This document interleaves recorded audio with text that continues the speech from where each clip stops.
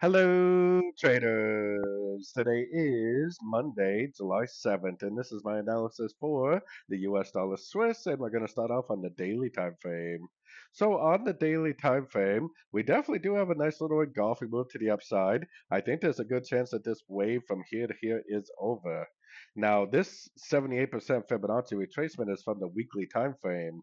I do think there's a very, very good likelihood it will hit this 78% down there. Now, 78% is actually right around the 0.7767 area. So I am overall definitely very, very bearish. But if we are currently in a pullback to this last wave, we could go up anywhere between 38 and 78% of this move down.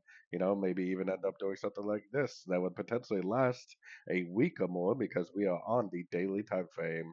So keeping that in mind, taking it down to the 1 hour time frame, I definitely would be recommending longs. I have my Fibonacci retracement on this whole move down. I would expect a minimum of a 38% pullback, but it could potentially go all the way to 78%. I definitely wouldn't be trying to go long now. I would be waiting for a move to the downside. If I get a move to the downside, especially if this is like an ABC right here, then like a nice engulfing move to the upside, that would be my next long opportunity for what I think is very, very likely a correction to like the weekly time frame downtrend. So, anyways, don't forget to check out my free Discord channel linked down here in the corner. Take a look at my website, fxpipcollector.com. And as always, thank you for watching and happy trading.